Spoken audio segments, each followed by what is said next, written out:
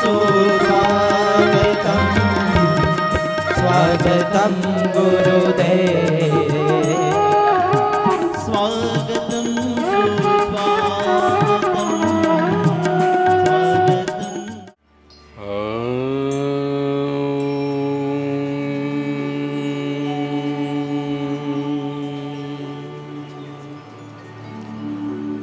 गं गणपतये नमः। श्री सरस्वत्यै नमः। श्री महालक्ष्म्यै नमः।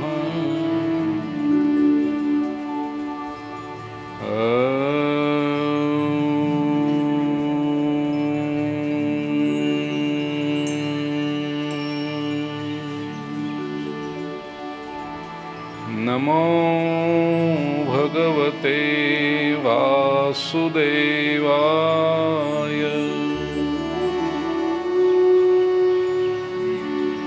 मूकं करोति वाचालं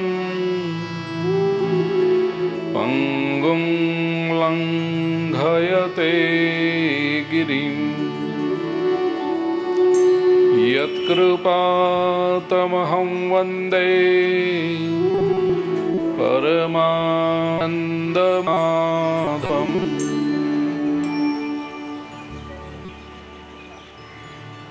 कस्तूरीतिलकं ललाटपटले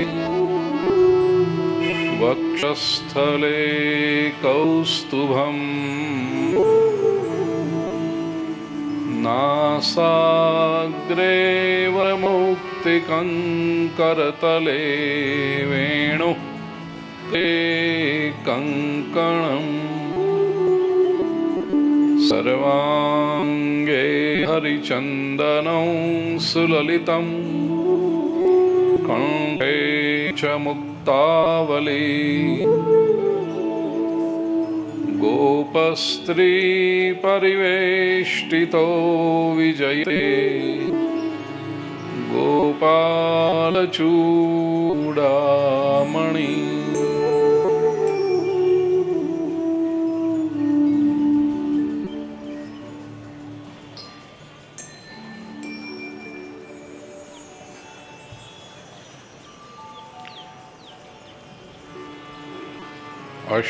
अष्टमस्कन्धः अथ प्रथमोऽध्यायः। राजोवाच स्वायम्भुवस्येह गुरो वंशोऽयं विस्तराच्छ्रुतः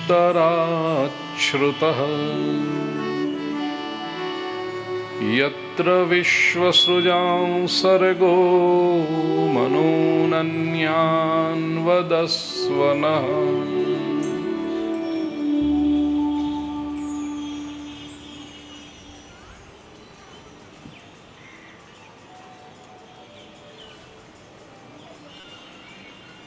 भक्त प्रहलाद की रक्षा करने हेतु भगवान ने न भूतो न भविष्यति ऐसा अति अद्भुत नृसिंह अवतार धारण किया है।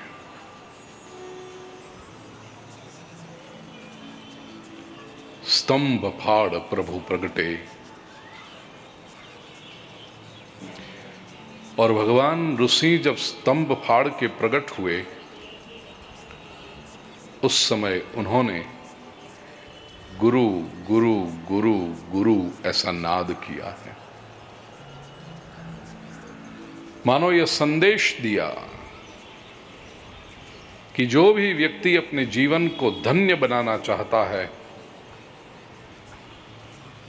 उसे पवित्रता का पालन तो करना ही पड़ेगा, साथ में समर्थ गुरु का मार्गदर्शन भी लेना पड़ेगा।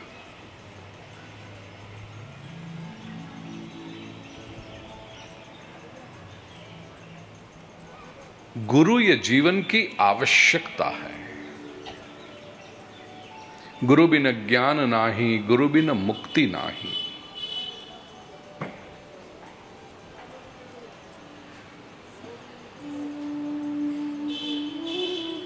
आज का जो युग है, चिंता का विषय उसमें बना हुआ है कि कोई किसी अथॉरिटी को स्वीकारने के लिए तैयार नहीं है। आज की युवा पीढ़ी पढ़ी लिखी है, बुद्धिमान है, विचक्षण, ये स्वीकार करना पड़ेगा। बड़ा स्पष्ट लॉजिक है उनके पास, तर्क है।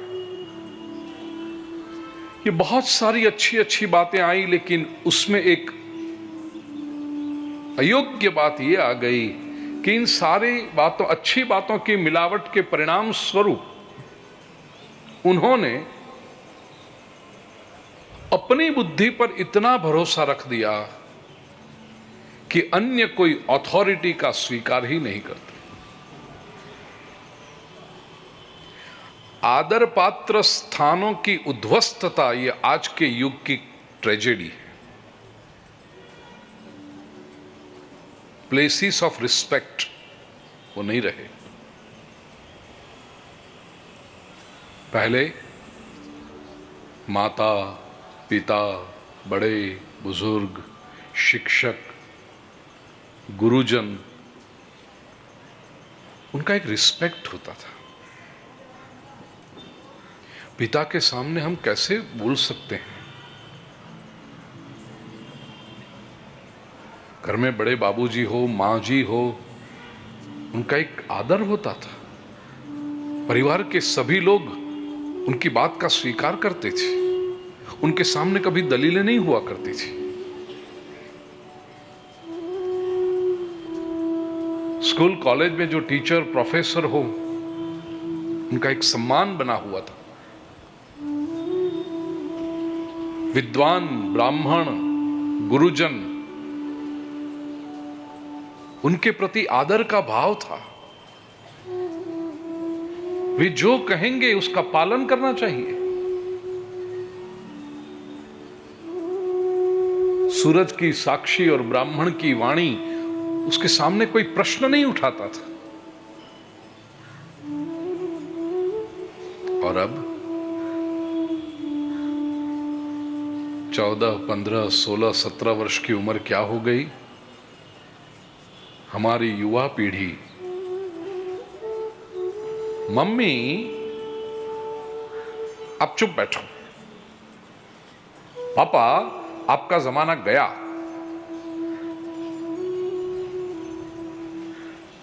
आपको तो कुछ पता ही नहीं चलता। ऐसे बोल देते हैं जैसे कोई, उनको लगता है कोई बड़ी बात। हमने क्या, हमने तो जो कहना था हमने तो कह दिया। ये कैसे कह सकते हैं किसी से? आपका जमाना गया। ये बहुत बड़ा नुकसान होने जा रहा है। आदर के जो स्थान थे, रिस्पेक्ट के जो स्थान थे, वो उद्ध्वस्त। और होता क्या है इससे? कृतज्ञता का भाव समाज में से चला जा रहा है। Sense of gratitude. आज मैं जो भी कुछ हूं, मेरी माता की वजह से हूं, मेरे पिताजी की वजह से हूं, मेरे दादाजी की वजह से हूं, मेरी दादी मां की वजह से हूं, मेरे शिक्षकों की वजह से हूं, मेरे गुरुदेव के आशीर्वाद से हूं, ये रहा ही नहीं। लोगों को लगता है कि इनके बिना भी जीवन चल सकता है।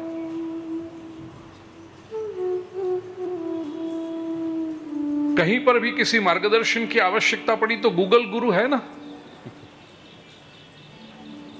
Ask Google. ये गूगल क्या आपको हर समय सही मार्गदर्शन देगा? नहीं दे सकता। प्रिय स्वजनों, जीवन में गुरु का होना, गुरु क्या है? गुरु is a socio religious emotional spiritual reference point. हमने गुरु को क्या समझा है कि एक टिपिकल ड्रेस कोड उनका हो, फोटो लगी हो, टीका लगा हो, हार पहना हो और उनका हाथ पड़ जाए, काम पूरा हो गया। गुरु केवल इसके लिए नहीं है। गुरु इज अ सोशियो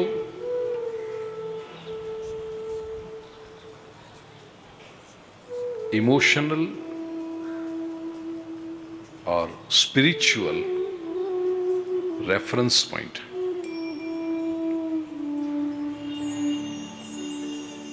एक ऐसा स्थान है जिनको केवल मेरे कल्याण की भावना है, उनके पास जाकर जब मैं कुछ पूछूंगा तो मेरे लिए अच्छा है वो ही मुझे बताएंगे। और उस पर श्रद्धा हो। कुछ प्रश्न होते हैं जीवन में, आध्यात्मिकता के पथ पर चलते हो तो कुछ प्रश्न निर्माण होते हैं। बेसिक क्वेश्चंस जो हैं 8वें स्कंद के प्रथम अध्याय के 9वें श्लोक से लेकर के 16वें श्लोक तक, ये 8 श्लोक मंत्रोपनिषद हैं। अध्यात्म पथ के फंडामेंटल क्वेश्चंस का उसमें चिंतन किया गया है। थोड़ा भी व्यक्ति समझदार होने लगे तब उसको मन में होता है, मैं कौन हूं? हु एम आई?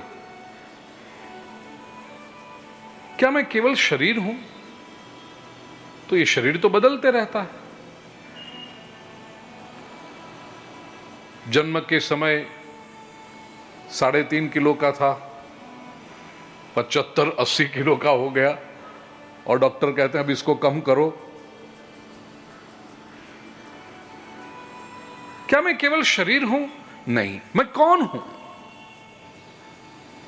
ये शरीर के जो संबंध है वो मैं हूं।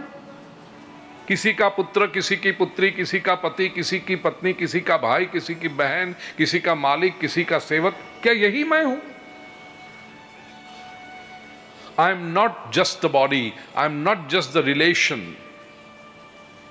मैं कौन हूं? ये प्रश्न का उत्तर जैसे जैसे बदलते जाएगा वो प्रमाणित करता है कि आपका विकास कितना हो रहा है। अब जैसे ये प्रश्न होता है कि मैं कौन हूं, उसके साथ एक दूसरा प्रश्न होता है कि ये मेरे आसपास जो है वो क्या है? ये सृष्टि क्या है? What is this world around me?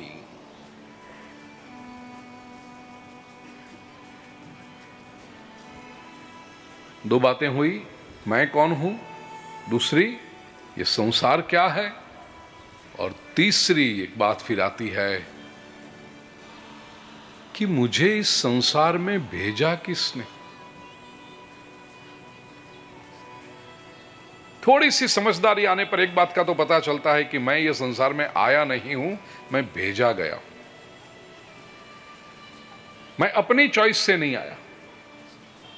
बोलो हमने तय किया था इस दिन जाना है, इस परिवार में जाना है, ये माता पिता पसंद करने हैं, ये शहर में जन्म लेना है, तय किया था हमने? नहीं। अरे आए 5 साल तक तो पता भी नहीं था कि हम आ गए हैं। कोई कपड़े बदल देता था, कोई खाना खिला देता था, कोई नहला देता था, कोई कहीं उठा के ले जाता था, कोई उसके पास से वापस ले आता था। कहां पता था हमें? मैं आया नहीं हूं, मुझे भेजा गया है। ये शरीर लेकर आना हमने तय किया था। गए थे हम किसी द बॉडी मॉल और था चॉइस, पसंद कर लो कैसी आंखें चाहिए। ये पहली शॉप है, आंखों की है। यदि ऐसी पसंदगी होती तो सब कितनी सुंदर मछलियों जैसी आंखें लेकर आते। फिर आंखों के पास में नाक की दुकान, चॉइस कर लो आपको कैसी नाक चाहिए, कैसी एकदम शार्प नोज लेकर आते, ये पकोड़ा चिपका के आते सब।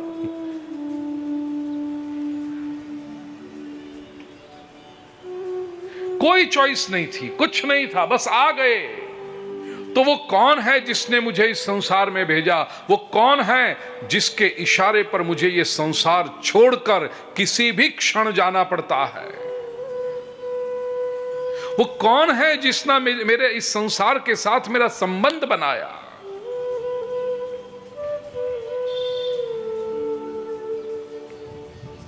क्योंकि ये संसार मैंने नहीं बनाया, संसार मेरे आने से पहले था और मेरे जाने के बाद भी रहेगा। तो वो कौन है जिसने मुझे यहां पर भेजा? वो कौन है जिसने इस संसार को बनाया? वो कौन है जिसने मेरा और संसार का संबंध स्थापित किया? अब ये प्रश्न का उत्तर आप तो कहेंगे गुरुजी हमें आता है ये उत्तर, तो छोटे बच्चे से भी पूछो तो बता देगा। है परीक्षित? है यहां पर? बुलाओ उसको। नाम क्या है बेटा आपका? परीक्षित। हाँ, और कितनी उम्र हुई आपकी? How old are you? 4। Good. Parikshit, मैं आपसे प्रश्न पूछता हूं बेटा एक। ये दुनिया को किसने बनाया बेटा? ये दुनिया को किसने बनाया?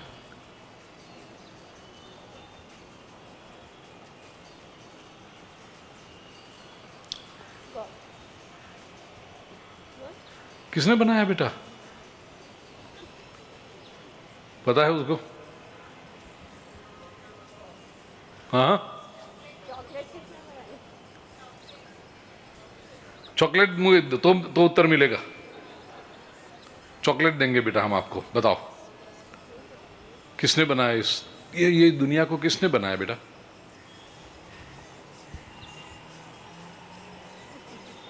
नहीं है पता? ठीक है, परीक्षित से थोड़ा बड़ा कौन है? अरे केशव तो है। हाँ जा, केशव तो बहुत ब्रिलियंट चाइल्ड है। केशव खड़ा हो जा बेटा।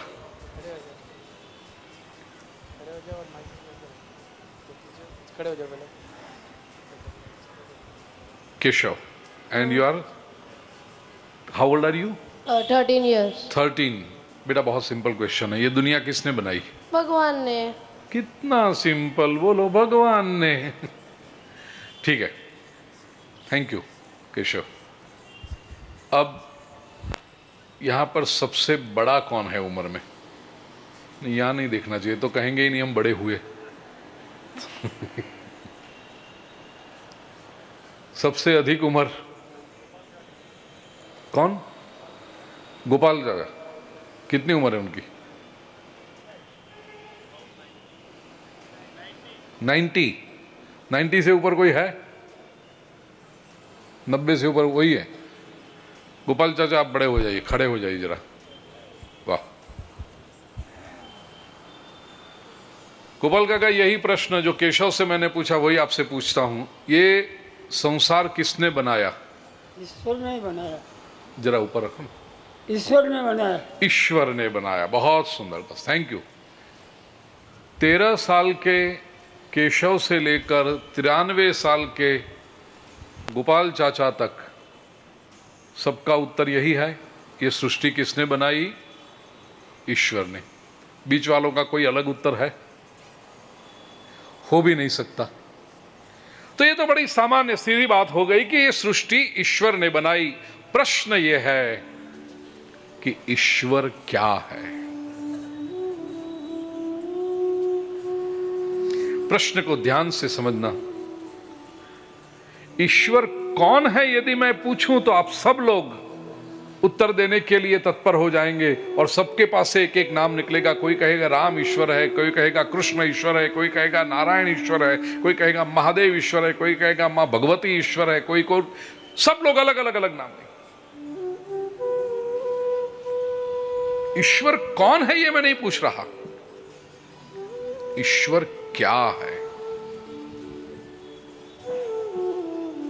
What is God?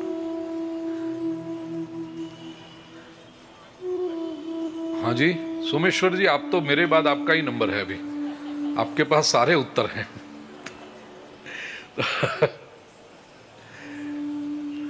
Shrimad Bhagavat में ईश्वर शब्द की 3 व्याख्याएं दी, 3 लक्षण दिए गए हैं। पुस्तक में आपके पास है। अष्टम स्कंद के प्रथम अध्याय में मनु भगवान जो उपदेश करते हैं, इसके आधार पर ये 56वें पन्ने पर 26वां श्लोक, ईश्वर क्या है। चाहे किसी भी स्वरूप में आप उसकी आराधना करो, चाहे किसी भी रूप से उसकी पूजा करो, किसी भी प्रक्रिया से उसकी पूजा करो, लेकिन ये 3 बातें ऐसी हैं जो समग्र विश्व में जितने लोग हैं उन सभी को स्वीकार करना पड़ेगा ईश्वरीय। एक एक चरण बोलेंगे हम। ये न चेतयते विश्वम्, येन चेतयते विश्वम्, येन चेतयते विश्वम्।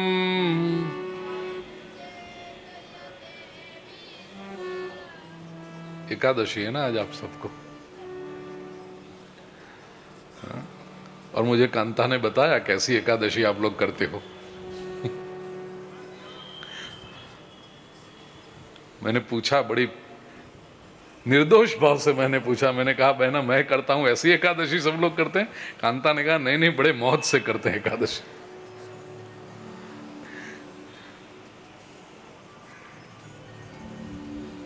ये न चेतयते विश्वम्,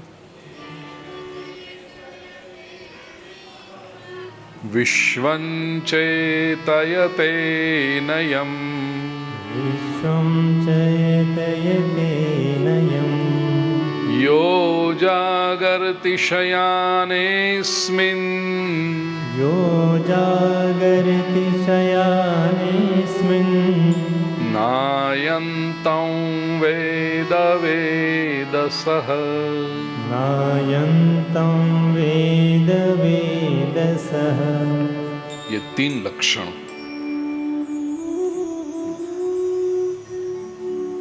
याद रखना। विशेष करके मैं नई पीढ़ी से ये कहना चाहता हूं,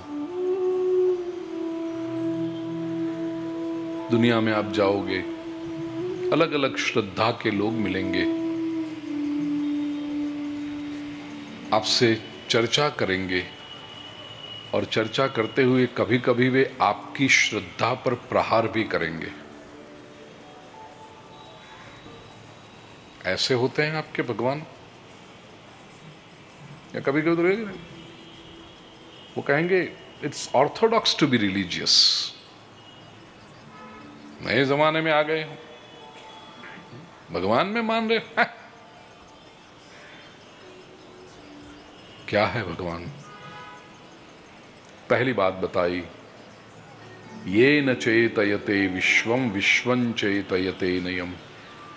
जो सारे विश्व को चेतना, ऊर्जा देता है, लेकिन विश्व उसे ऊर्जा दे नहीं सकता, वो ईश्वर। जो सारी सृष्टि को शक्ति प्रदान करता है, लेकिन सृष्टि उसे शक्ति नहीं दे सकती, वो ईश्वर है। प्रिय स्वजनों, जीवन में ऐसे किसी केंद्र को ढूंढना, जीवन में ऐसी चेतनाओं को ढूंढना जिनके पास से आपने कुछ पाया हो, लेकिन उन्हें आप कभी कुछ लौटा नहीं सकते, और ऐसी जो चेतना मिले, ऐसे स्थान मिले, वहां पर आदर पूर्वक अपना मस्तक झुका देना, वो आपके लिए भगवान बराबर है।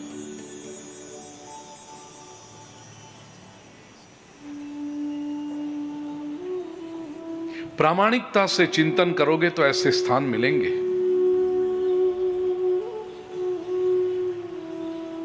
जिनके पास से आपने कुछ पाया है और आप उसका बदला चुका नहीं सकते, भारतीय संस्कृति एक ईश्वर लेकिन उसके कई रूपों को स्वीकार करती है। ये लोगों को पता नहीं है। लोग कहते हैं हिंदू धर्म में बहुत सारे भगवान होते हैं। No, we are not polytheistic people. हम मानते हैं कि भगवान तो एक ही है, ईश्वर एक ही है, ईश्वर के रूप अलग अलग हैं।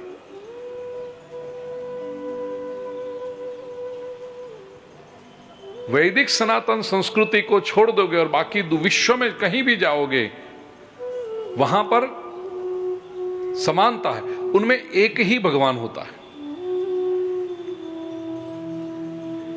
वो एकेश्वरवादी है। और दुनिया भर के लोग जब भारतीय संस्कृति की ओर देखते हैं तो उनको आश्चर्य होता है, ये कैसा धर्म है, इतने सारे भगवान। किसी भी मंदिर में जाओ तो बोर्ड ऑफ डायरेक्टर की मीटिंग बैठ गई है। प्रवेश करते समय गणेश जी को प्रणाम करो, बड़ी सी मूर्ति मुख्य गणेश जी की। वहां से आगे चलो, राम परिवार है, राम जी को प्रणाम, सीता मैया को प्रणाम, लखन भैया को प्रणाम, उनके आगे एक छोटे से हनुमान जी विराजे हैं, उनको प्रणाम, राधा कृष्ण को प्रणाम, लक्ष्मी नारायण को प्रणाम। शिव परिवार है तो शिवलिंग को भी प्रणाम। फिर वहां शिव जी विराजे हैं, पास में मां पार्वती विराजी हैं और पार्वती की गोद में बेबी गणेश, वहां तो बड़े थे दरवाजे पर, ये पार्वती जी की गोद में और एक छोटे गणेश, उनको भी प्रणाम। अब ये तो मुख्य देवता हुए, और भी कई लोकल देवता, बहुत सारे स्वरूप, इन सबको मां सरस्वती को प्रणाम, ब्रह्मा जी को प्रणाम, इनको प्रणाम, उनको प्रणाम करते करते मंदिर में से जब बाहर निकलो तो एक बड़े हनुमान जी खड़े हैं हाथ में गदा लेकर। यहाँ पर अब कहोगे वहां वो राम जी के पास बैठे, वो अलग, मैं यहाँ आ इधर नहीं तो उठाऊंगा गदा। सबको प्रणाम प्रणाम प्रणाम प्रणाम प्रणाम। इतने सारे भगवान। और मंदिर से बाहर निकले सूर्य नारायण दिखाई पड़े, उनको भी प्रणाम। मंदिर के बाहर गैया खड़ी है, 2 गैया को भी 2 रुपए का घास खिला, उनको भी प्रणाम। तुलसी का पौधा है, उनको भी प्रणाम। बरगद का पेड़ है, उनको भी प्रणाम। गंगा मैया बह रही है, तापी नदी बह रही है, उनको भी प्रणाम। जय ताप्ती माता। ये कितने भगवान तुम्हारे। प्रिय स्वजनों, याद रखना, भगवान एक ही है, ईश्वर एक है, स्वरूप अलग अलग है। और हम इन सबको प्रणाम करते हैं। क्यों? क्योंकि इन सभी के पास से हमने कुछ पाया है और उसके बदले में हम उन्हें कोई चुका नहीं सकते। घर पे भी आए, माता जी को प्रणाम, मातृदेवो भव, पिताजी को प्रणाम, पितृदेवो भव। गुरु के पास पहुंचे तो आचार्य देवो भव, गुरु को भी प्रणाम। क्यों?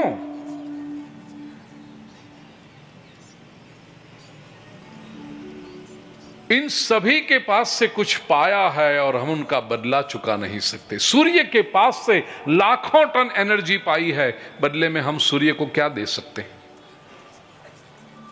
इसलिए सूर्य को प्रणाम। It is a sense of gratitude, कृतज्ञता का भाव है ये।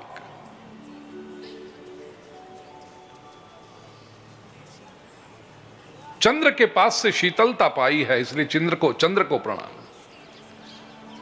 नदी के पास से हमने जीवन पाया है, इसलिए नदी को प्रणाम। तुलसी का पौधा हमें ओजोन रिच ऑक्सीजन देता है। इतना शुद्ध ऑक्सीजन जो हमें देती है तुलसी, बदले में हम तुलसी को क्या दे सकते हैं?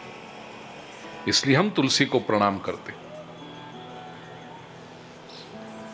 हम जब छोटे थे तो मां का दूध पीते थे, बड़े होने लगे, मां का दूध हमारे लिए पर्याप्त नहीं था तो गैया का दूध हमने पिया। गाय हमारी मां के समान है, उसके दूध से हमारा शरीर बना हुआ है, बदले में हम गाय को क्या दे सकते हैं? इसलिए गाय को प्रणाम।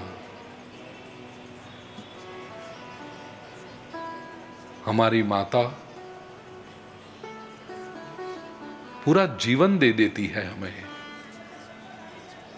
बदले में हमने मां को क्या दिया? टीनेजर हुए तो हमने मां से क्या कहा, मॉम यू आर इरिटेटिंग, ये कहा हमने मां से। और मां का गुनाह क्या था? मां का गुनाह केवल इतना था कि सुबह 7 बजे हमें उठा करके मां कहती थी कि दूध पी लो, और हमारे दिमाग में ऐसा आ गया था कि नहीं, पेंसिल जैसी बॉडी होनी चाहिए, दूध पीने से मोटे हो जाते हैं। मां से हमने उस समय कह दिया कि मां रख दो ग्लास उधर, मैं पी लूंगी। 8:30 बजे तक दूध नहीं पिया था। मां ने फिर से आकर पूछा, बेटा दूध पिया आपने?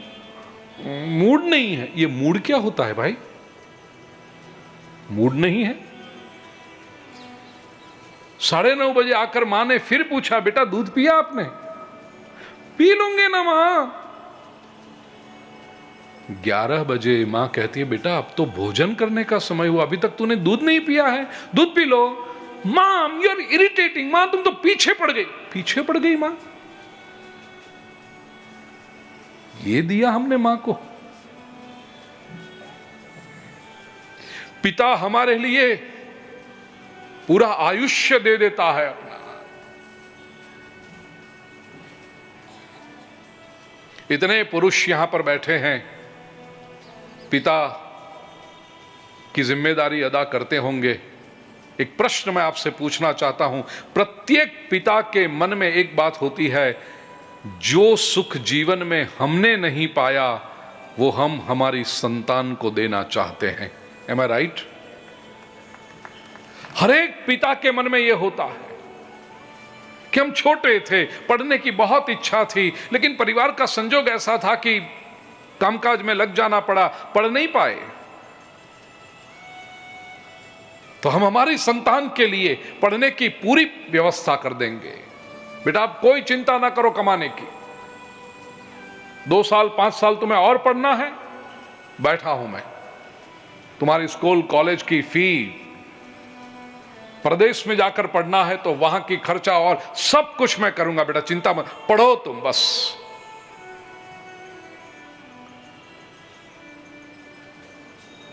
हम जब छोटे थे हमारे पास अपनी साइकिल भी नहीं थी। हफ्ते में एक बार भाड़े से साइकिल चलाते थे, 4 आने में आधा घंटा। कितने लोगों ने चलाई है भाड़े से साइकिल? श्याम बाबा आपने भी चलाई है? मैंने भी चलाई है भाड़े से। शनिवार के दिन स्कूल में आधी छुट्टी होती थी तो चवन्नी मिलती थी आधा घंटा साइकिल चलाने के लिए। गुरुवार की शाम से सपने शुरू हो जाते थे, शनिवार को जाएंगे साइकिल चलाएंगे।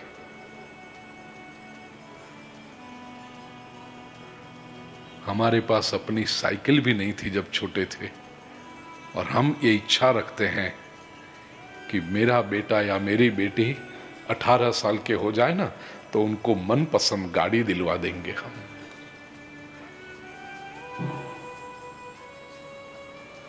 ये पिता है।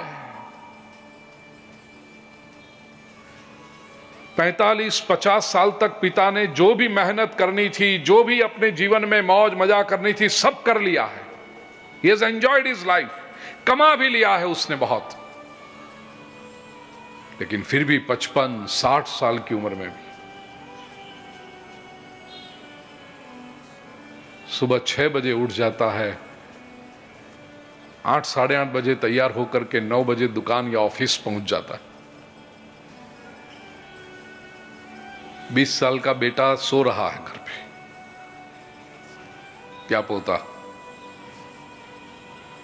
और 55-60 की उम्र में सुबह उठकर तैयार होकर के पिता पहुंच जाता है 9 बजे दुकान पर, ऑफिस में। बाजार के लोग कहते हैं, सेठ जी आपने तो बहुत कमा लिया, अब इतनी दौड़ धूप क्यों करते हो? तो ये पिता कहता है, अपनी तो जिंदगी बीत चुकी, अब बच्चों के लिए मैंने जीवन में जो कष्ट झेले वो मेरे संतानों को न झेलने पड़े। इस पिता को हमने बदले में क्या दिया?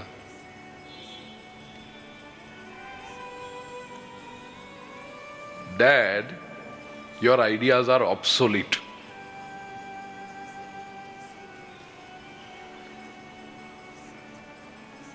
पच्चीस साल का पोता 70 साल के दादाजी से कहता है, दादाजी आपका जमाना गया। अरे बेटा, ये धूप में सफेद नहीं किए हैं बाल, पूरे जीवन का अनुभव है।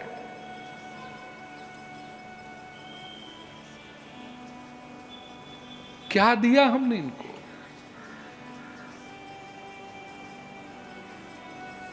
पूरे जीवन की दीक्षा और शिक्षा देने वाले सद्गुरु, उनका उपदेश हमने सुना। बदले में हम क्या दे सकते हैं उनको? जो भी कोई लिफाफा गुरु जी के चरणों में जाके रख दो, आपको लगता है कि मूल्य चुका दिया? गुरु के उपदेश के ऊपर कभी कोई प्राइस टैग हो सकता है? उस अकाउंट को आप credit debit balance account close कर सकते हो? इसलिए आचार्य देवो भव। तो प्रिय स्वजनों, आप बड़े बुद्धिशाली हैं। संवेदनशील होकर के प्रामाणिकता से सोचना, कितने लोग ऐसे हैं जिनके पास से हमने कुछ पाया है लेकिन हम उन्हें कुछ लौटा नहीं सकते। वे सारे हमारे लिए ईश्वर के समान हैं। ये न चेतयते विश्वम विश्वम चेतयते नयम्, ये पहला लक्षण।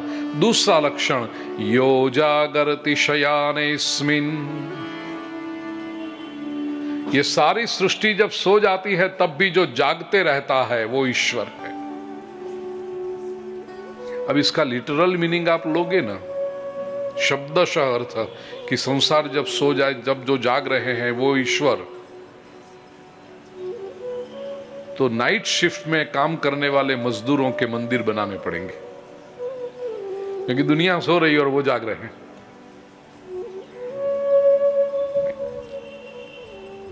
हम जहां गाफिल होते हैं, हम जहां केयरलेस होते हैं, हमें जब आगे दिखाई नहीं पड़ता, हमारी तो आंखें मोह के कारण बंद होती हैं, उस समय भी हमारे जीवन की अच्छाई को जो देखता है, हमारा भला कहां पर है वो जो देखता है, वो हमारा ईश्वर है।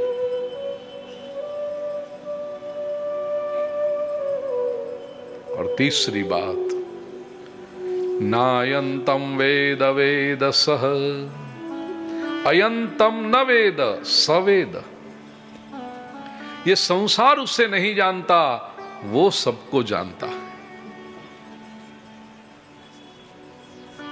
एक बात याद रखना, माता पिता गुरु वे जब कुछ बातें कहते हैं ना तो बड़ी कड़वी लगती हैं, लेकिन आप उनके हृदय को नहीं जानते।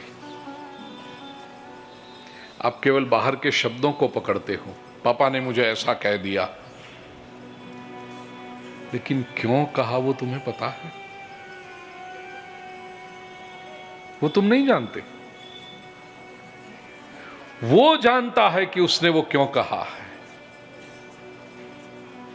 और वो क्यों कहा है वो समझने के लिए कम से कम 20-25 वर्ष तक प्रतीक्षा करनी पड़ती है। जब आप स्वयं पापा बनते हो या आप स्वयं माँ बनते हो, और आपके संतानों को जब आप कहते हो और आपके संतान जब उत्तर देते हैं ना, तब पता चलता है कि हमने ऐसे जवाब दिए थे तब हमारे माता पिता को क्या लगा होगा।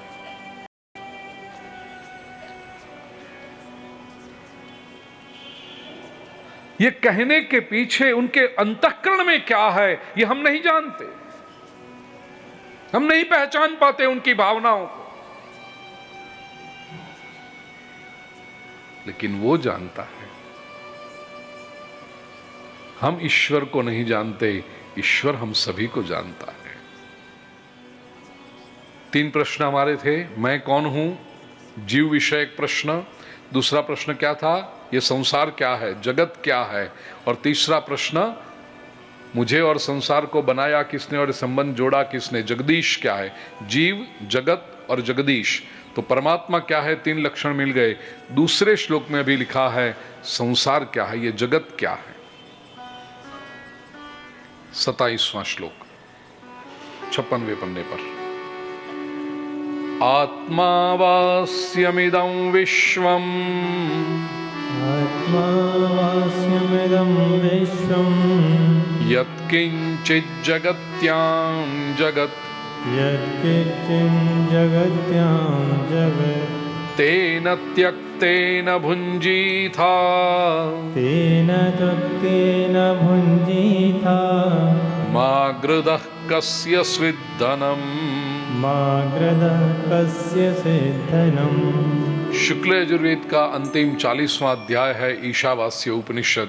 उसके प्रथम मंत्र के प्रथम चरण में थोड़ा सा बदल करके श्रीमद् भागवत के 8वें स्कंद के प्रथम अध्याय का 10वां श्लोक ये बना, आत्मावास्यमिदं विश्वम यत्किंचित जगत्याम जगत। ये जगत क्या है? प्रभु ने स्वयं रहने के लिए जो स्थान बनाया वो ये जगत है। ये जगत भगवान का घर है। इतना पॉजिटिव एटीट्यूड विश्व के बहुत कम धर्म ग्रंथों ने दिया है।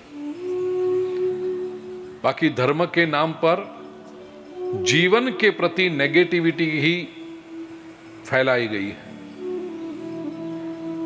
अब देखिए, धर्म के प्रवचन में कहीं जाओगे तो आप मानसिक रूप से तैयार होकर जाते हो कि धार्मिक प्रवचन में जाना है तो वहां जाकर इतनी बातें तो सुननी ही है।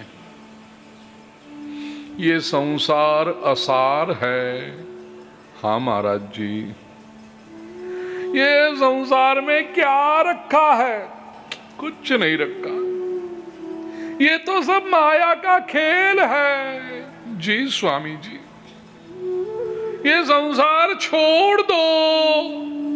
हाँ, बरसों से कहा गया ये संसार छोड़ दो, संसार छोड़ दो। न किसी सुनने वाले ने छोड़ा, न खुद बोलने वाले ने छोड़ा। कहते रहे संसार छोड़ दो, संसार छोड़ दो। और यही बातें होती है ना धार्मिक प्रवचन में। तो श्रीमद् भागवत आपको पॉजिटिव एटीट्यूड देता है। संसार छोड़ने की कोई आवश्यकता नहीं। संसार क्या है? ये सृष्टि क्या है? ये सृष्टि मेरे भगवान का घर है। आत्मावास्यमिदं विश्वम। भगवान ने स्वयं रहने के लिए ये स्थान बनाया विश्व। तो हम भगवान के घर पे आए हैं। ये सृष्टि में कैसे रहना है ये भी सिखा दिया। भगवान के घर में रह रहे हैं हम। अब किसी दूसरे के घर में 2 तरह से रहा जाता है। एक सेवक के रूप में रहा जाता है। आपके घर में होंगे ना नौकर, सेवक रहते हैं आपके घर में, लेकिन उनको पता है ये घर हमारा नहीं है, मालिक का है। तो कैसे रहना चाहिए यहां पर?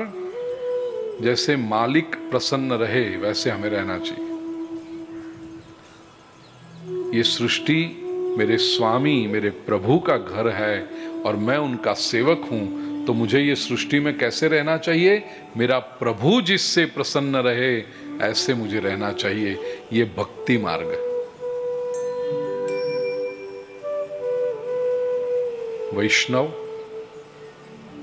हमेशा स्वयं को दास समझते हैं। सोमेश्वर जी शुरुआत में जो अनाउंसमेंट करते हैं, आपने यदि ध्यान से उनकी बात सुनी, दास ये विनती करता है, दास ये ऐसा कहता है। ये वैष्णवता का लक्षण है। मैं सेवक हूं। ये सृष्टि मेरे स्वामी की है, मेरे प्रभु की है, और मुझे इस सृष्टि में मेरे प्रभु जिस तरह से प्रसन्न रहे वैसे रहना है। ये भक्ति। और एक दूसरा भी रास्ता है किसी के घर में रहने का, एक और प्रकार, मेहमान बनकर रह सकते हो, है ना। लेकिन उसमें एक बात है, मेहमान बनकर कब रह सकते हो? मालिक से पहचान हो तो आप उनके घर में मेहमान बनकर रह सकते हो। ये ज्ञान मार्ग है। ईश्वर का परिचय यदि हो तो आप ये सृष्टि में मेहमान बन के रह सकते हो। आप रहे हो कभी किसी के घर में मेहमान बनकर 7 दिन के लिए? मुझे तो भगवान ने ऐसे क्षेत्र में रखा है कि हर हफ्ते में किसी न किसी के घर में मेहमान बनकर ही रहता हूं। और अनुभव से कहूं, 30 साल का अनुभव है, किसी के घर में मेहमान बनकर रहने में जो मजा है वो मजा घर पे रहने में नहीं है। आहा, कितना ध्यान रखते हैं।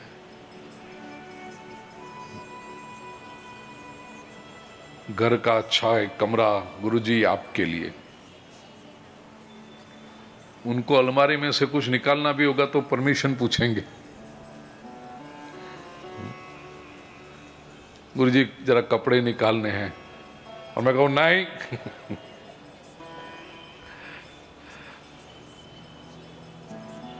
नई चद्दर, तकिए के नए कवर, सब कुछ।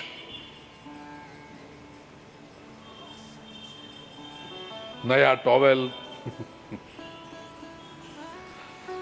सब कुछ। कितनी सुविधा होती है। समय समय पर भोजन, समय समय पर जो भी आपके रिक्वायरमेंट, गुरुजी कुछ चाहिए, गुरुजी कुछ चाहिए, कुछ सेवा करें, क्या चाहिए, कितना ध्यान रखते हैं।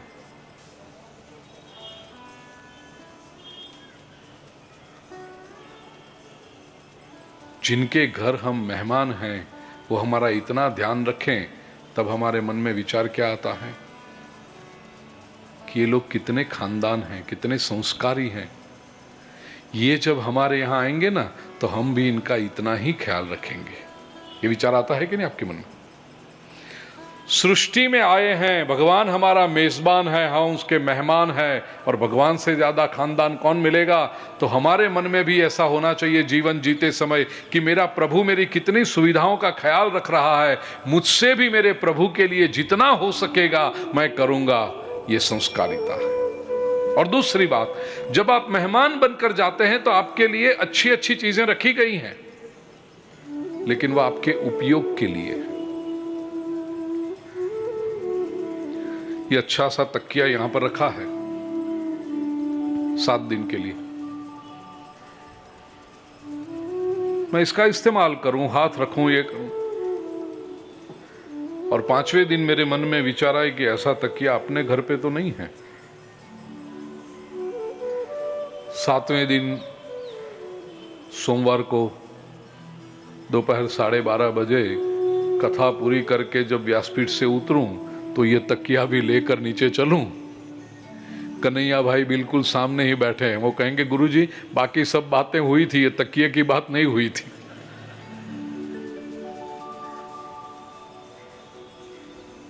मैं नहीं ले जा सकता, मेरे उपयोग के लिए है, छोड़कर चला जाऊं, कोई और आएगा, कोई और उसका उपयोग करेगा। प्रिय स्वजनों, ये संसार में हम भगवान के मेहमान हैं। भगवान ने अच्छी अच्छी चीजें हमारे उपयोग के लिए रखी है, हम उसके मालिक नहीं बन सकते। ये संसार में जो मालिक बनने जाता है वो ही समस्याएं खड़ी करता है। जितना अधिक आप मेरा मेरा मेरा करने जाओगे उतनी अधिक समस्या। इस्तेमाल कर लो और छोड़ दो फिर उससे। तेन त्यक्तेन भुंजीता, त्याग कर उसका आनंद लो। मां गृधः कस्य स्विद्धनम, गृद्ध वृत्ति के मत बनो, गीध वृत्ति के मत बनो।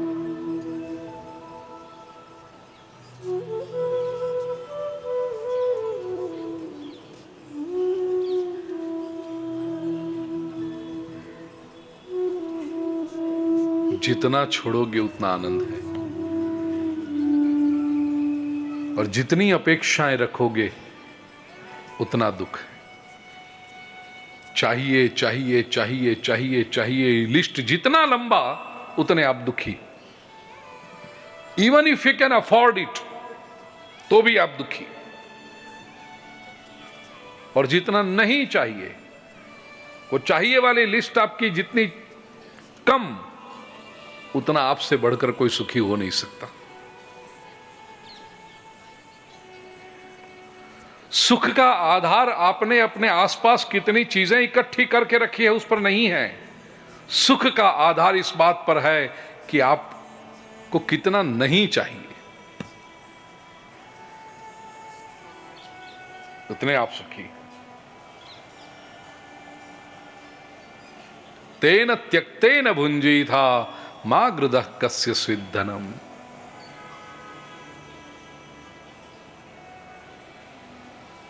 बड़ा सुंदर प्रश्नोपनिषद है।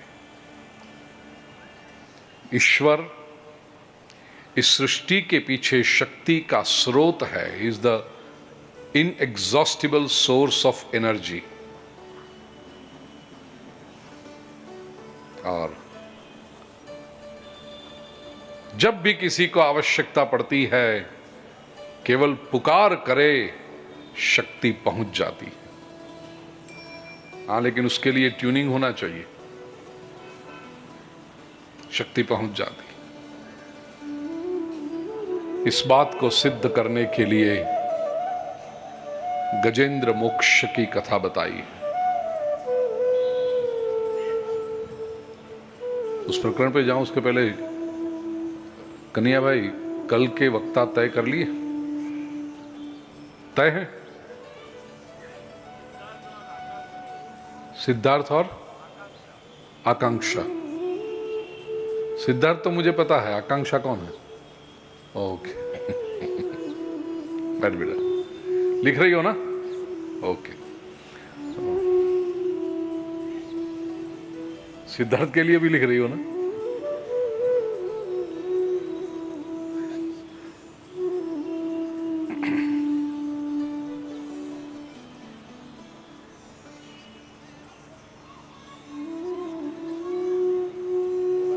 अपने मूड में है, देखो।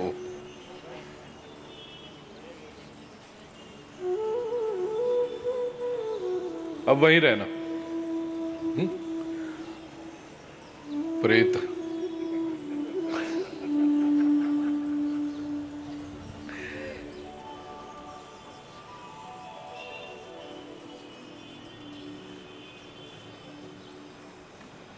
आठवें स्कंद के दूसरे अध्याय में गजेंद्र मोक्ष की कथा बताई। कहानी बड़ी सिंपल है। गजेंद्र नाम का एक हाथी अपने परिवार के साथ एक सरोवर में जल क्रीड़ा कर रहा है। समय कहां बीता उसे पता भी नहीं चला। अचानक उसे ख्याल आया कि उसका पैर किसी ग्राह मगरमच्छ क्रोकोडाइल के मुख में है और वो क्रोकोडाइल खींच रहा है उसको अंदर की ओर।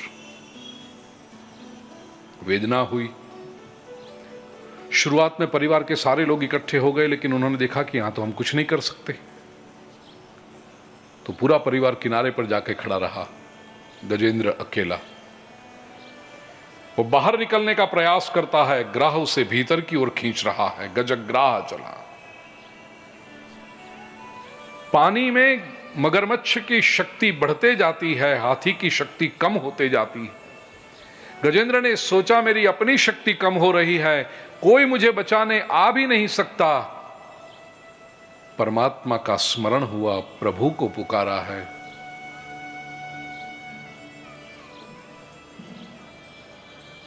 सूरदास ने बड़ा सुंदर पद लिखा, द्वारिका में शब्द गयो प्रभु आए आधे नाम।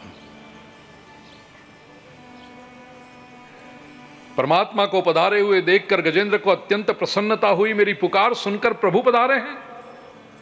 ईश्वर ने तो कृपा की, अब मेरा कर्तव्य है कि मुझे परमात्मा के चरणों में कुछ भेंट अर्पण करनी चाहिए। क्या अर्पण करूं? सरोवर में आसपास दृष्टि की, एक सुंदर कमल का पुष्प था, सूंड से लिया, उसे परमात्मा को अर्पण किया। प्रभु ने पुष्प का स्वीकार किया, सूंड पकड़कर गजेंद्र को खींचा, साथ में वो मगरमच्छ भी खींचा चला आया। परमात्मा ने उसी क्षण चीर के मगरमच्छ को मुक्ति दे दी, और बाद में जब समय आया तब गजेंद्र को भी मुक्ति मिली। ये कहानी, प्रिय स्वजनों, पहले दिन हमने तय किया था सूताख्याहि कथा सारम। हम कहानियां सुनने के लिए इकट्ठे नहीं हुए हैं, हम कथा का सार सुनने के लिए इकट्ठे हुए। शौनक जी ने सूत जी से बार बार ये कहा है, हमें कथा का सार बताइए। ये कहानी तो बड़ी प्रसिद्ध है, इसका तात्विक अर्थ समझिए। गजेंद्र प्रतीक है जीवात्मा का। मैं, आप, हम सब गजेंद्र हैं। परिवार के साथ संसार सरोवर में स्नान करते हैं, जल क्रीड़ा करते हैं। संसार की क्रीड़ा करते करते जीवन कहां पूरा हो जाता है हमें पता नहीं चलता। Time just flies. थोड़ी सी अकल आती है ना, मैच्योरिटी, समझदारी आती है, 16-17 की उम्र, वो 17 से 70 कब हो जाते हैं, 17 to 70 कब हो जाते हैं पता नहीं चलता। अब पूछना अपने परिवार में बड़े बुजुर्गों से कि उम्र कहां बीत गई, पता चला?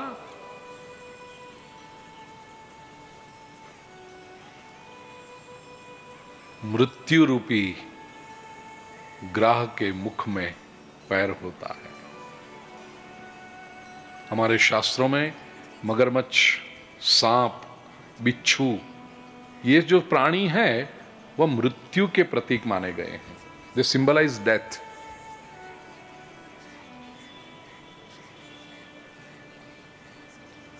मृत्यु जब भी पकड़ता है पैरों से पकड़ता है। पैरों की शक्ति जब कम होने लगे तब समझना कि अब दिन भी कम बचे हैं। तीसरी मंजिल पर रहते हो आप, 2-2, 3-3 स्टेप्स कूद कूद के चढ़ रहे हो, कोई चिंता नहीं है, मौज करो। लेकिन पहली मंजिल पर चढ़ के फिर सांस फूल जाए। एक बार घर से नीचे उतरो तो दिन भर के काम की लिस्ट बनाकर उतरो, सब्जी भी लेकर आए, मंदिर में दर्शन भी करके आए, किसी को मिलना है तो वो भी करके आए, क्योंकि बार बार चढ़ना उतरना अब होता नहीं है। और पहली मंजिल पर जब पहुंचो, जय श्री कृष्ण ललिता जी भी कहती हैं आओ थोड़ी देर बैठो, पानी पियो और फिर ऊपर जाओ। नहीं, मतलब तीसरी मंजिल पर जाओ।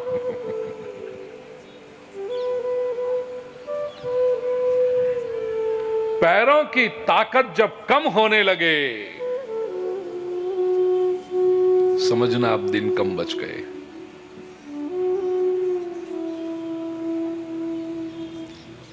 बीमारी कोई आ जाए, समस्या आ जाए, परिवार के लोग, स्वजन, रिश्तेदार सब इकट्ठे हो जाते हैं। पहली बार यदि हार्ट अटैक आए या स्ट्रोक आए हॉस्पिटल में और खबर फैले कि बाबूजी अस्पताल में भीड़ इकट्ठी हो जाती है। वहां डॉक्टर ने उनको आईसीयू में रखा है। अब आईसीयू में रखा है उसका अर्थ है कि उनको आराम की आवश्यकता है, लेकिन उस समय जो भीड़ इकट्ठी होती है उसको रोकना परिवार के नजदीक के लोगों के लिए मुश्किल काम होता है। सब हम जरा देख के आए, नहीं डॉक्टर ने मना किया है आईसीयू में, नहीं हम भरूच से आए हैं, अरे लेकिन इनको आराम करने देना, हम बड़ौदा से आए हैं, हम सीकर से आए हैं।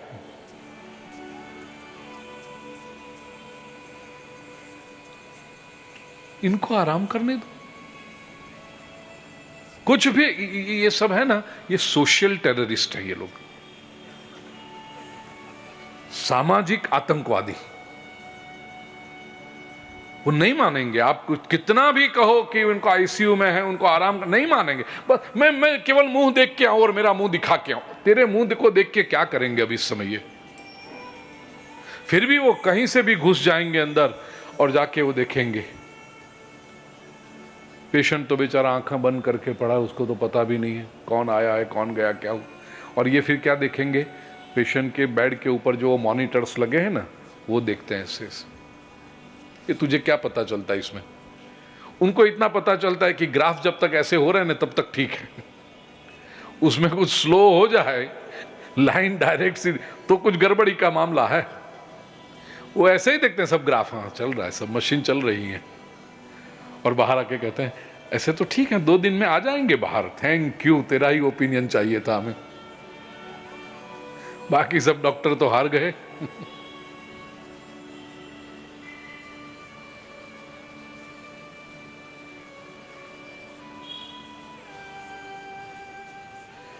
शुरुआत में सब लोग इकट्ठे हो जाएंगे, जैसे जैसे समय बीतता जाएगा लोग कम होते जाएंगे।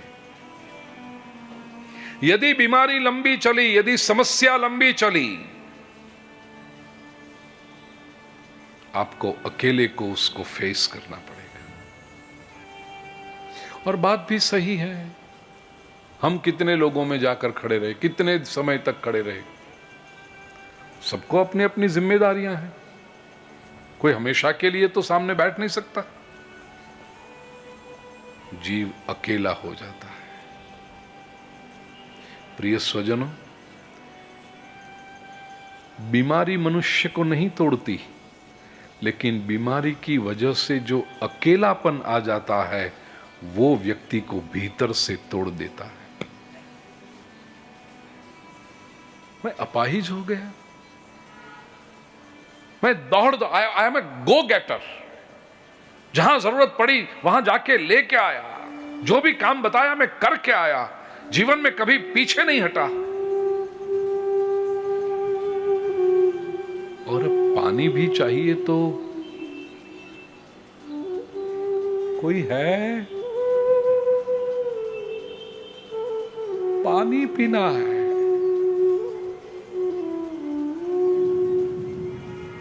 आपके बाजू में रखा है ना लोटा भर के पानी, पी लो।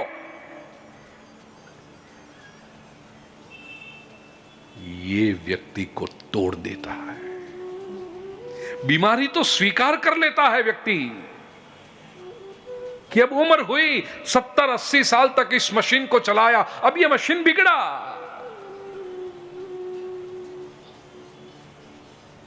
लेकिन उसकी वजह से जो अकेलापन आता है, ये जो लाचारी आ जाती है, अपनी शक्ति चली गई, ये बात जो आती है, व्यक्ति को भीतर से तोड़ देता।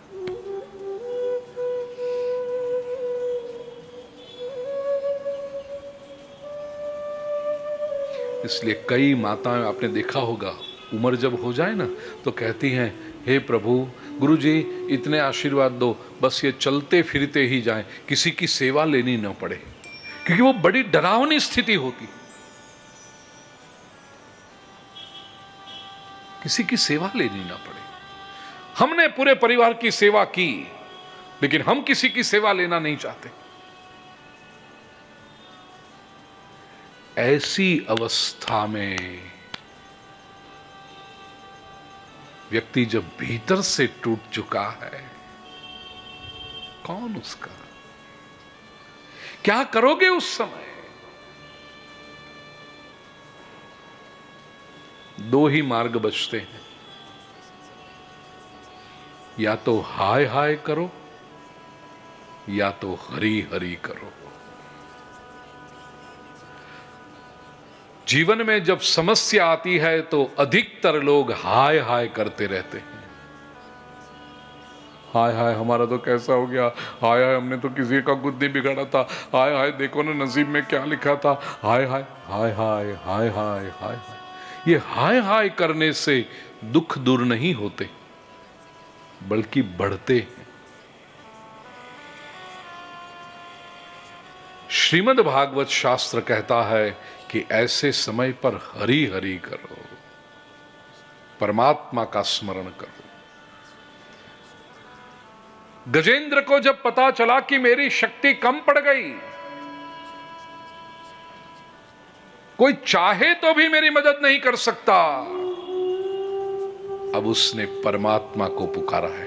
इनएग्जॉस्टिबल सोर्स ऑफ एनर्जी, ऊर्जा का अखूट स्रोत।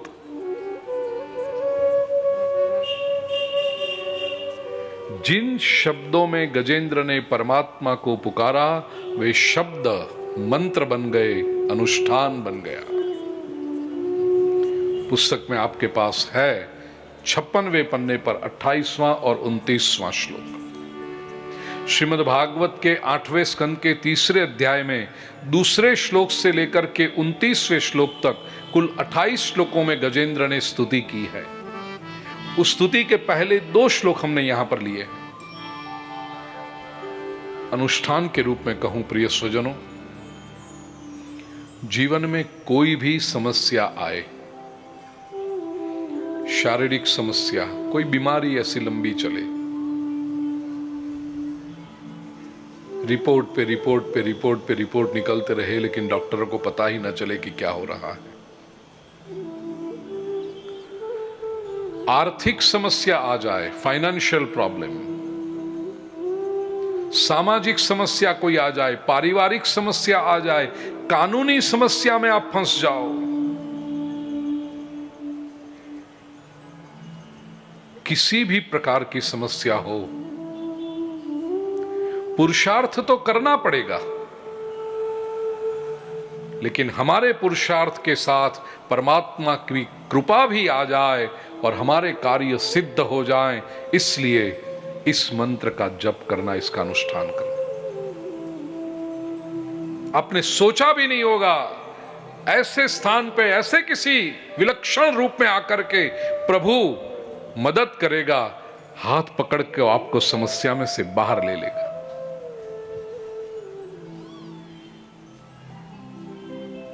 एक एक चरण हम बोलेंगे गजेंद्र स्तुति के। ओम नमो भगवते तस्मै, ॐ नमो भगवते तस्मै, यत एतच्चिदात्मकम् यदेतच्चिदात्मकं पुरुषायादिबीजाय पुरुषायादिबीजाय परेशायाभिधीमहि परेशायाभिधीमहि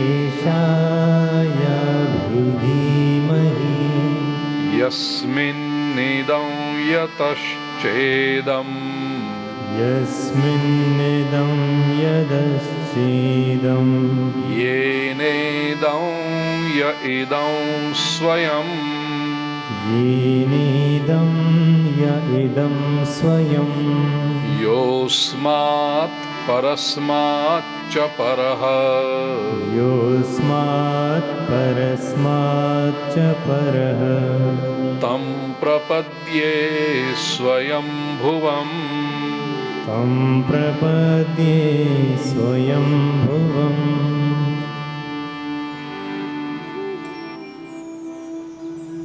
प्रभु पधारे, गजेंद्र की मुक्ति की और मगरमच्छ को वहीं के वहीं उद्धार कर दिया, उसको मारा। किसी भक्त ने एक संत से पूछा, गुरुदेव कमाल है ये, भक्त गजेंद्र था, मुसीबत में वो पड़ा था, परमात्मा की स्तुति भी गजेंद्र ने की, और गजेंद्र की ही बात सुनकर प्रभु पधारे। लेकिन प्रभु जब पधारे तो जिस मगरमच्छ ने गजेंद्र के पैर पकड़े थे, उस मगरमच्छ को पहले मुक्ति दे दी, गजेंद्र को बाद में दी। ऐसा क्यों? संत ने बड़ा सुंदर उत्तर दिया, यही तो प्रभु की करुणा है। भगवान यहां कहना चाहते हैं कि मेरे भक्त का उद्धार तो मैं योग्य समय पर अवश्य करता हूं, लेकिन मेरे भक्त के पैर जो पकड़ता है ना, उसको तो मैं पहले मुक्ति दे देता जय हूं। हो।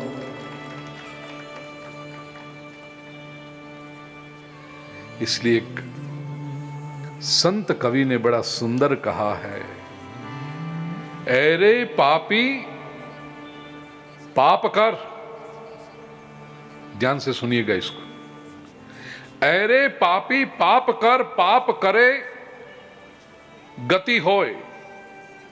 जो तू पाप करे नहीं तो नरक मिलेगो तोय।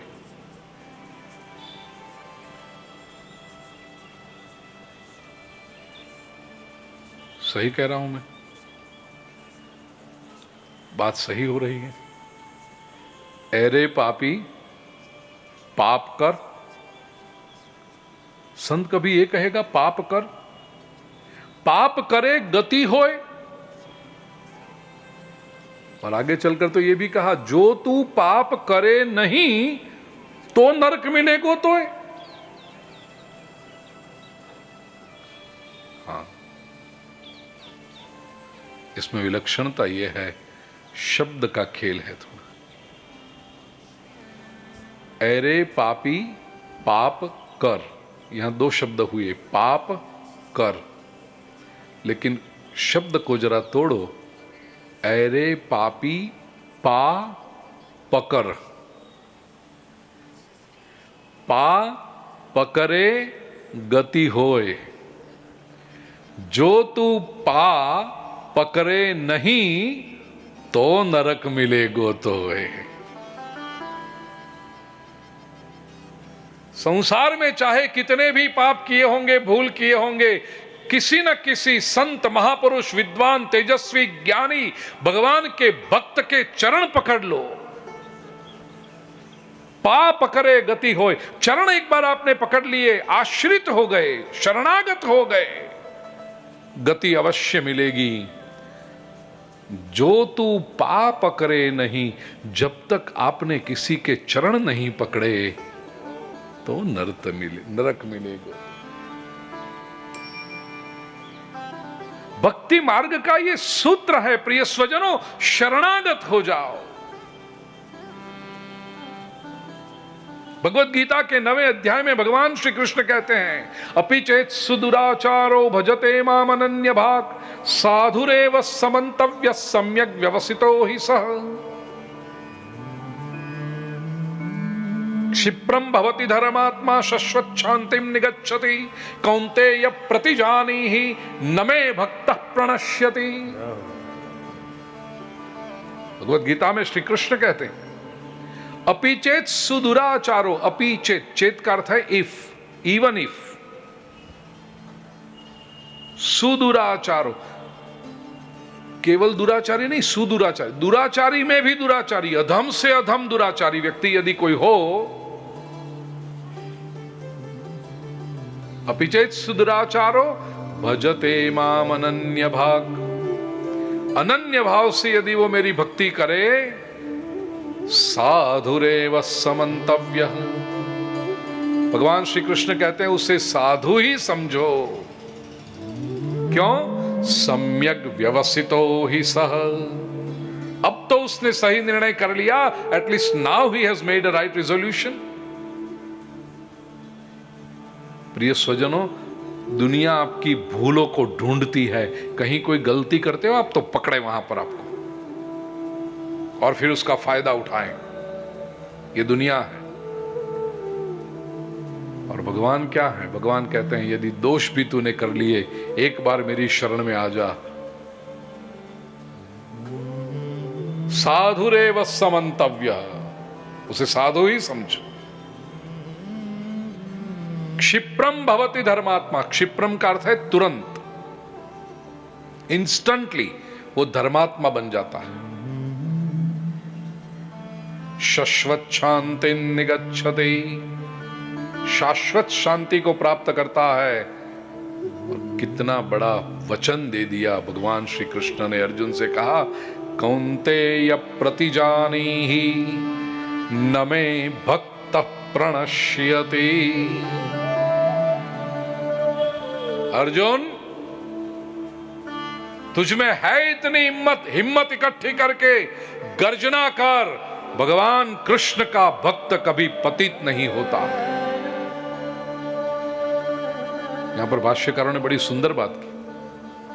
प्रभु आप ही कह देते न मे भक्त प्रणश्यति, अर्जुन से क्यों कहते हो? भगवान क्या कह रहे हैं? अर्जुन तू गर्जना कर, तू अनाउंस कर, न मे भक्त, भगवान का भक्त प्रणत अधपतित नहीं होता है। तो भगवान से पूछा प्रभु आप ही कह दो ना, अर्जुन के पास से क्यों कहलवा रहे हो? भगवान कहते हैं बात ऐसी है, मैं अपने वचन तोड़ देता हूं, लेकिन मेरे भक्त ने यदि वचन दिया हो तो मैं नहीं तोड़ता। मैं स्वयं यदि कह दूंगा कि मैं उद्धार करूंगा, न भी करूं, लेकिन अर्जुन तू मेरा भक्त है, तू कह दे कि प्रभु उद्धार करेंगे, फिर तेरे वचन को सत्य करने की जिम्मेदारी मेरी है, मैं तेरा वचन नहीं टूटने दूंगा। कौन्तेय प्रतिजानीहि न मे भक्त प्रणश्यति। ये प्रेम है भाई।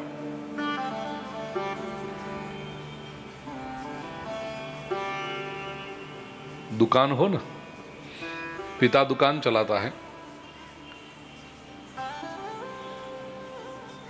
17-18 वर्ष का बेटा हुआ,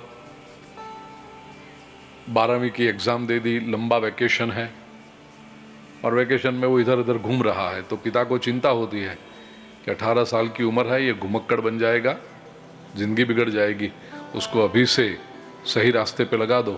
तो पिता कहता है बेटा दुकान पे आया कर, चलो मुझे मदद चाहिए तुम्हारी। वो लड़का भी जाता है, दोपहर का समय है, ग्राहकी थोड़ी कम होती है दोपहर के समय। तो पिता अंदर के हिस्से में बैठकर कुछ हिसाब कर रहा है, लड़का खड़ा है काउंटर पे, कोई ग्राहक आता है, पेन खरीदना चाहता है वो, और ग्राहक पूछता है कि ये पेन कितने की? बेटा कह देता है कि 10 रुपए की। ग्राहक तो खुश होकर के 10 रुपए में वो पेन खरीद के चला जाता है। पिता ने अंदर से ये बात देखी, ग्राहक चला गया, उसके बाद पिता आकर के अपने बेटे से कहता है बेटा 15 रुपए की तो हमारी खरीदी थी इस पेन की, इसमें 5 रुपया नुकसान हुआ हमें। हाँ तो मैं मंगवा लूं, एक बुला लो अंकल अंकल करके लड़का वो ग्राहक को बुलाता है वापस। पिता कहता है रहने दे, अब तू वापस उनको बुला के पैसे मांगेगा? ग्राहक क्या सोचेगा, बेटा एक दाम से बेचता है, पिता दूसरे पैसे अधिक मांगता है, हमारी दुकान की इज्जत क्या रहेगी? 5 रुपए का नुकसान हो गया, कोई चिंता नहीं, तूने बोला ना 10 रुपए, 10 रुपए में चल, तेरी बात सही। अपनी दुकान की प्रतिष्ठा संभालने के लिए 5 रुपए का नुकसान सहन करके भी यह व्यापारी अपने पुत्र की बात को सही ठहराता है, तो ये जगत का अधिपति अपने भक्त की बात को सही नहीं ठहराएगा? मेरा भक्त जो यदि कहता है तो उसकी बात सही। कौन्तेय प्रतिजानीहि न मे भक्त प्रणश्यति। भक्त की बड़ी महिमा है प्रिय स्वजनों। आप एक बार उसके बन के तो देखिए, फिर वो आपकी बातों को कैसे उठा लेता है सर पर।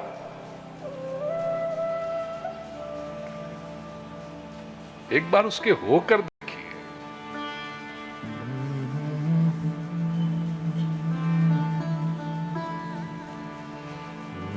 8वें स्कंद के 5वें अध्याय में समुद्र मंथन की कथा शुरू होती। 5-7 मिनट के लिए एक सुंदर सा संकीर्तन और फिर समुद्र मंथन की कथा क्या है उस पर हम चिंतन करें। श्री कृष्ण कन्हैया लाल की।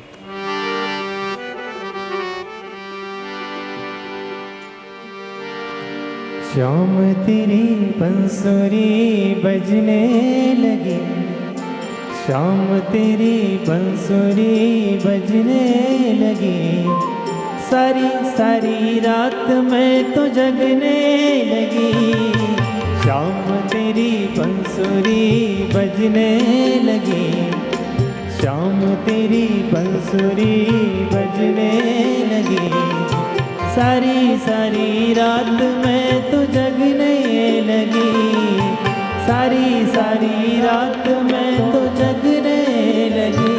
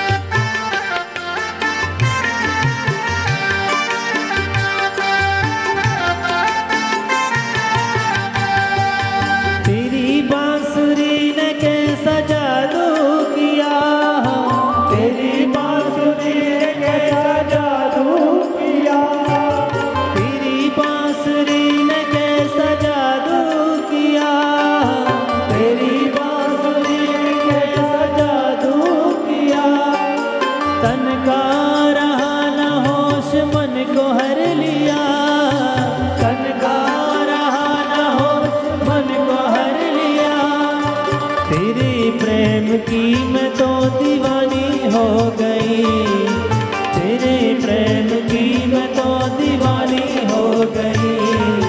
श्याम तेरी बंसुरी बजने लगी, श्याम तेरी बंसुरी बजने लगी, सारी सारी रात में तो जगने लगी। श्याम तेरी बंसुरी बजने लगी, सारी सारी रात में तो जगने लगी।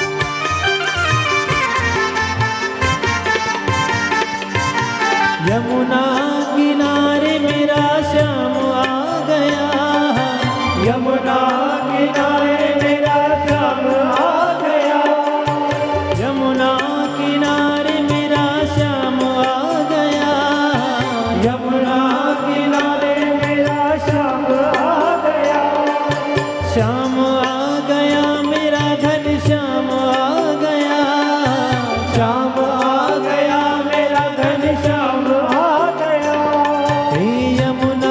किनारे में भी आ गई सांवरे, यमुना किनारे में भी आ गई सांवरे।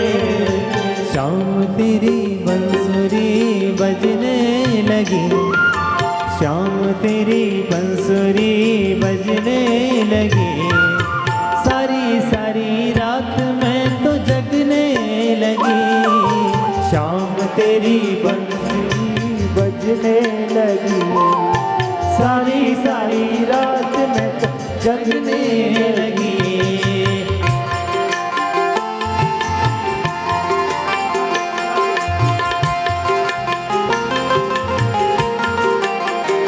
सखी आज आनंद ना ओ घबरा सहेली रे, सखी आज आनंद ना ओ घबरा सहेली रे, मने मड़िया सी ना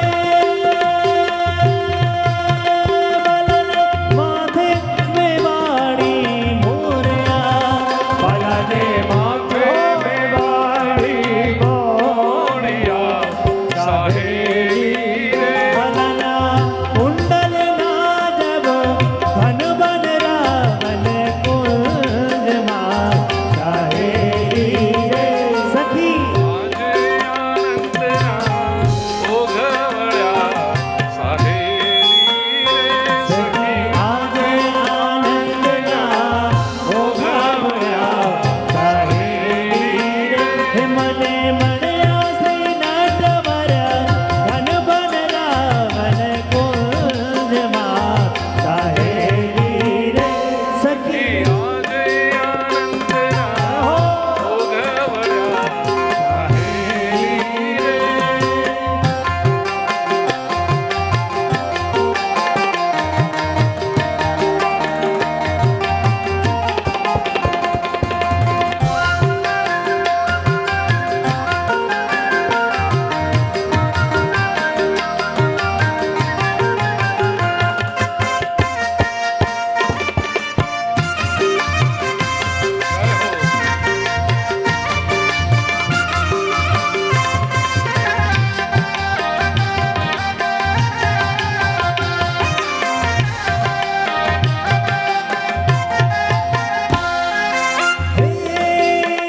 वलने नाके नकवे सर शोभता વલને નાકે નખવે સરશોભતા સાહેલી રે वलने नाके नकवे सर शोभता वलने નાકે નખવે સરશોભતા સાહેલી રે वलने नाके नकवे सर शोभता साहेली रे कन्हने कांधे के माड़िया हिस बन रावण कुंज मां साहेली रे સખી આજે આનંદના ઓઘવળ્યા સાહેલી રે सखी आज आनंद ना ओघवळ्या साहेली रे